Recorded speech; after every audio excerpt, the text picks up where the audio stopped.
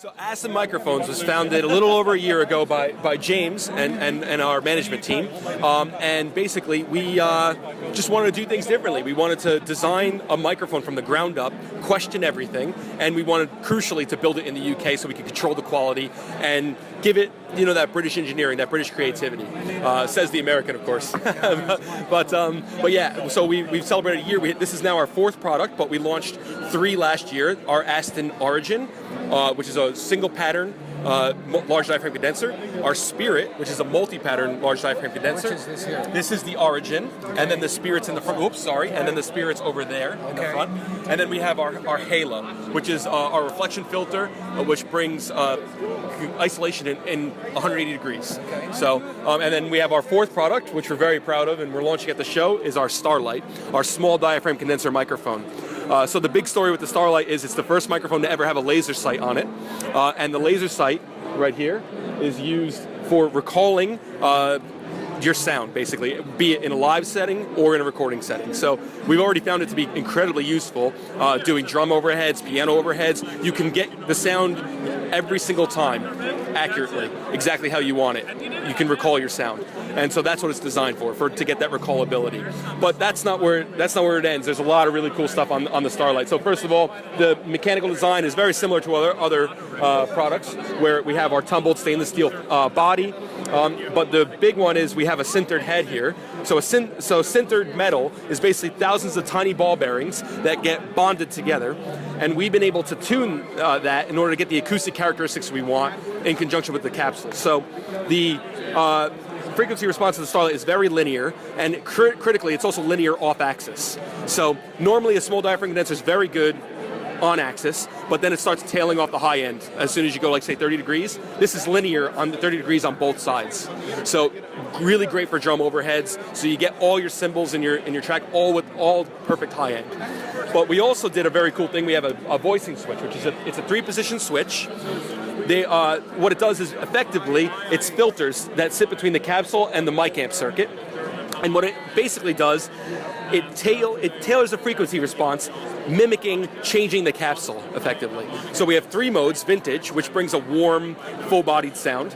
You have modern, which is a brighter, more electric type sound. And then you have a hybrid, just somewhere in between. So really, like I said, it's the equivalent of changing the capsule of the microphone, and it doesn't add any noise, nothing like that. It just alters the tone slightly to match the result you're trying to get. So if you want a presence peak, say on a vocal microphone, that can be switched. Exactly. So the one I like to use is, like, let's say you're going for a John Bonham style drum sound. I would put it in vintage mode. Whereas let's say you want a more modern, kind of bright, poppy type sound, I would put it in modern mode. And then if, let's say, you want somewhere in between, hybrid mode. But same goes for pianos, for acoustic guitars. Let's say you have a mahogany body or a rosewood body acoustic guitar. It's a very dark sounding guitar. I'd probably put it in modern to brighten it up. Whereas let's say you have a spruce acoustic guitar, very bright sounding, lively steel string acoustic. I'd put it in vintage mode to kind of warm it up a little bit. So it's very useful. And again, it's not just an EQ. It's effectively changing the characteristics of the capsule and altering the actual acoustics of it, rather than electronically taking out EQ or something like that. So let me speak to James Young here. You're the founder and owner of the company? That's right, yeah. What inspired you to get into this business? Well, I was actually one of the owners of SE Electronics. So I've been in the microphone, SE Electronics. Okay. So I was actually in the mic business, running that company for 13 years and doing all of the international sales, marketing and distribution. And we had a parting of waves about 2.5 years ago. And so after a few months, I thought, well, you know what, I've done this before, and it's something that I love. I love being involved with microphones, but I always wanted to build mics in the UK and never had the opportunity to do that. And the UK is one of the most formative music markets in the world. You know, outside of America, it's probably the most formative for Western music. And we don't have a main brand microphone company. Coles makes some ribbon microphones, Calrec made mics back in the 60s and 70s, but there's nobody now that people can identify with as a UK brand. So there's no kind of voice for UK music in that sense. So it's really important to me to do that. And I had the opportunity to do it because I stopped working with SE. And so that's when I set Aston up. So who do you identify as the major competitors on your level? That's an interesting question because that's changed since we set out. When we started out just over a year ago, the market that I know is, very well, is the kind of MI and intermediate market, and we dabbled with some high-end stuff as well. We did the Rupert Neve microphones, for example, the RN17 and the RNR1.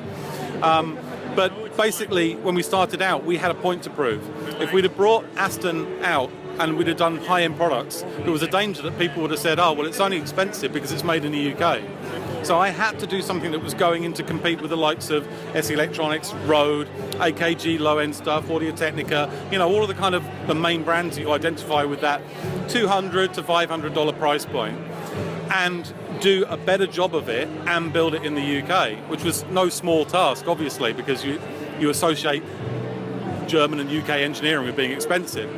And that's where the design innovation came in, and the team have been amazing.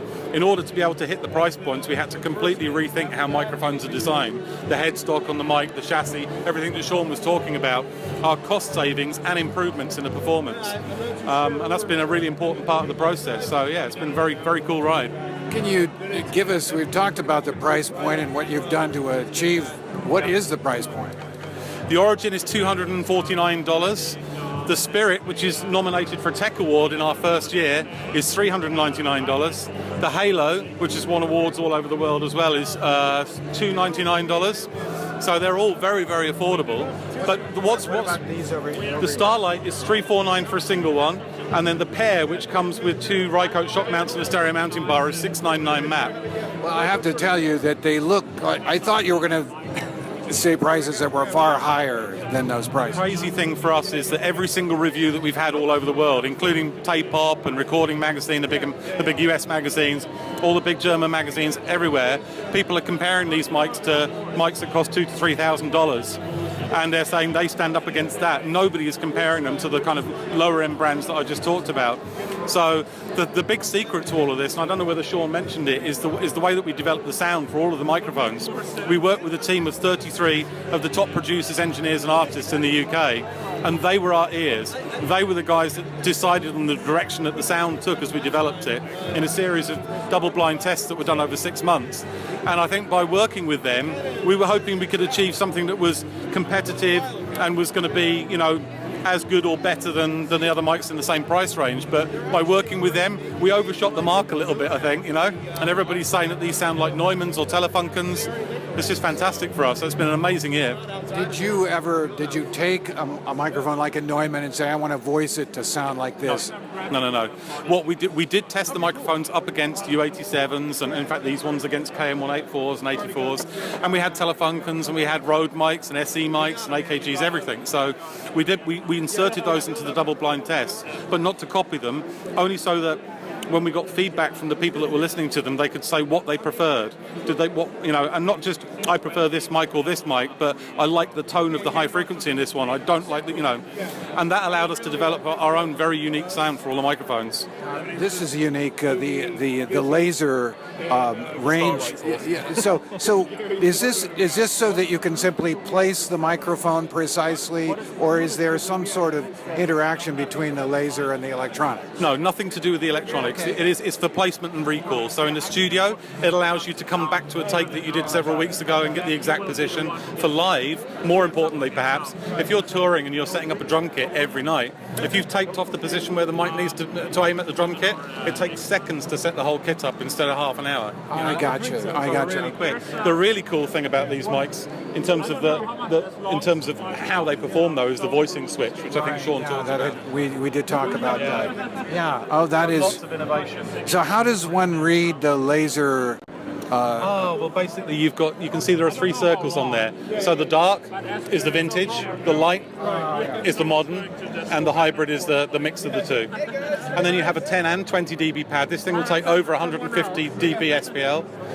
You've got a 80 and 140 hertz base cut, and then you've got the on-off switch to the laser, so you don't have to use. How do you actually utilize the laser in a practical sense?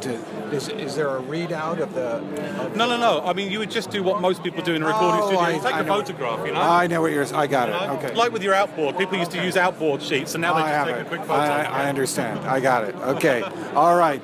Well, James Young, and what was your name again? Sean. Sean. Thank you. Nice to meet you. Thank you very much. Thanks, Elliot. Sure.